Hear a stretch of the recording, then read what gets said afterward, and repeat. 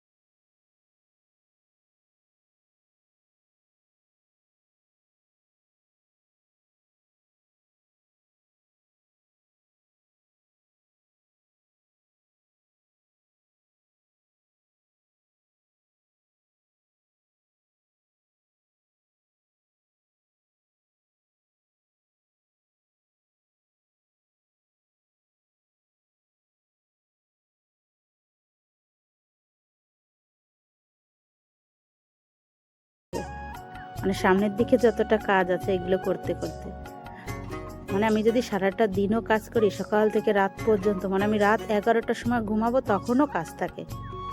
আর কি করব, ভাগ্যে যা থাকে তাই হবে। দেখো, কারখানার ঘরের যে ছাইগুলো হয়, ওই যে মাল হিট দেওয়ার জন্য, ওইগুলো একসঙ্গে দলা হয়েছিল, সেগুলো আবার একটু এনে এনে এই ঘরে সাইডে যেখানে একটু নিচু ছিল এখানে দিয়ে দিলাম। তারপরে এই যে বাইরে যেখানে এটা হিট করে সামনেটা, ওইখানটা একটু জল দিয়ে এবার ধুয়ে নিয়েছি, কারণ এইখানে আমার বাইরের রান্নার জায়গা, এখানে বসে আমি পিঠে তৈরি করবো, এই জন্য এইখানটাও একটু জল দিয়ে ধুয়ে নিয়েছি। এখনও আমার ঘর ধুতে বাকি আছে। আমি একটা উল্টো কাজ করে ফেলেছি, ঘরটা আগে ধুয়ে পরে উঠোনটা ধুতে যেতাম ভালো হতো, কিন্তু কি করব বলো, মনে নেই, অতটা খেয়াল নেই আমার। তারপরে চলে এসেছি ঘরের ভেতরগুলো তো আমি মুছে নিয়েছি, তারপরে যে চলে এসেছি বাইরে। এত কষ্ট হয়ে যাচ্ছিলো, আর ক্যামেরা ধরে ধরে এই সব ঘরগুলো মুছবো এরকম আর ভালো লাগছিল না, খুব কষ্ট হয়ে গেছিলো। গরম শীতের সময় আমার গা দিয়ে সবসময় ঘাম হয়, এত পরিমাণে কাজ থাকে। সব ঘর, বড় ঘর, ছেলের ঘর, আমার ঘর, শাশুড়ির ঘর, বারান্দা, তারপর রান্নার জায়গা, সব জায়গায় মুছে চলে এসেছে যে কারখানা ঘরে। আর স্নান করব তো, ওই জন্য জলটাকে গরম বসিয়ে দিয়ে তারপরে এই কারখানা ঘরটা মুছে নেব। কারখানা ঘরটা আমার মোছা হয়ে গেছে।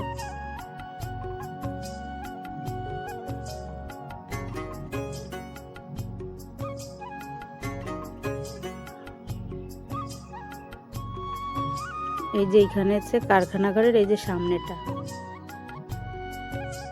তবু এই লাঠিটার জন্য আমি অনেকটা কষ্ট কম হয়, মুছতে গেলে আর কষ্ট হয় না। এইগুলো আগে সব হাত দিয়ে মুছতে হতো।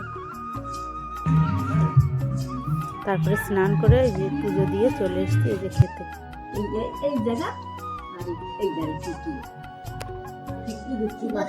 তারপরে চাল ভিজিয়ে রেখেছিলাম, সেই চালগুলো গুঁড়ো করেছি, গুঁড়ো করে তারপরে রাত হয়ে গেছে। এই দেখো পিঠে তৈরি, চালগুলো গুঁড়ো করতে করতেই রাত হয়ে গেছে।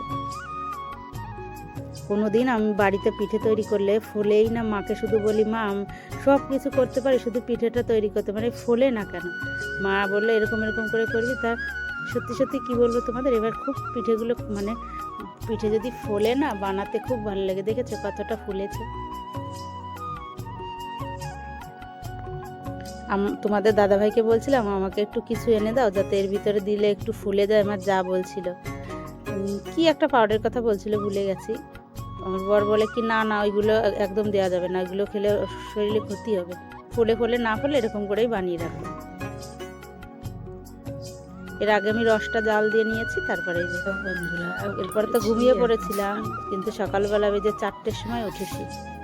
উঠে এখন যাব স্নান করতে, বাথরুমে ঢুকে পড়েছি।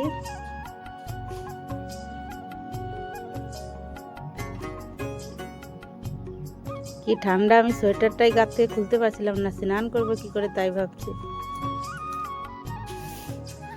স্নান করা হয়ে গেছে।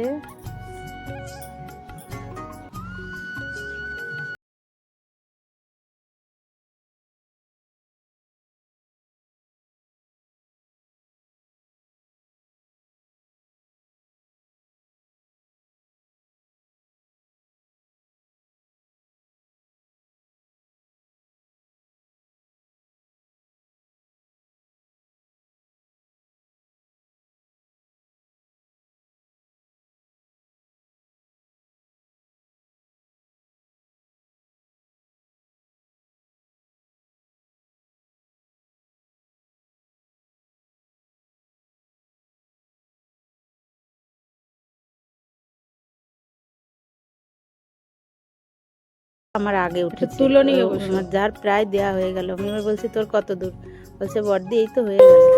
তারপর ঘরে মানে কি বলতো উঠানো যেসব মানে বিছনার আছে, এই চাদর ফাদরগুলো আছে না, ওইগুলো কোথায় রেখেছি। তারপর বাইরে একটা যেটা থাকে সেটা পরে বাজার টাজারে যাওয়া, এই জন্য বিছনার চাদরটা নতুন ছিল, ওইটাই গায়ে দিয়ে পুজো করতে বসে পড়েছি।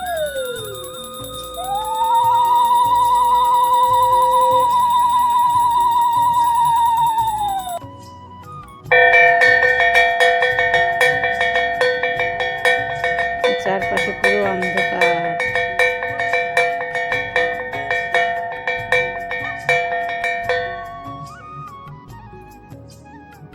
আমার যা বলছে বর্দি তাহলে ঘরের পুজোটা দিয়ে দিই, তুমি বাইরে তুমি দাও, আমি ঘরে যাচ্ছি।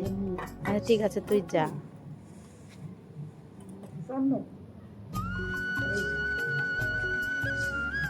এক জায়গায় বসে পুজো দিয়েছিলাম তো, ওর কিছু জিনিস আমার কিছু জিনিস এরকম নিয়ে নিয়ে এই দেখো এইটা আমার জায়ের, এর আগেরটা আমার। তারপরে এই যে চলে এসেছি ঘরে, ঘরে এসে ঘরের পুজোটা আমার দেওয়া হয়ে গেছে।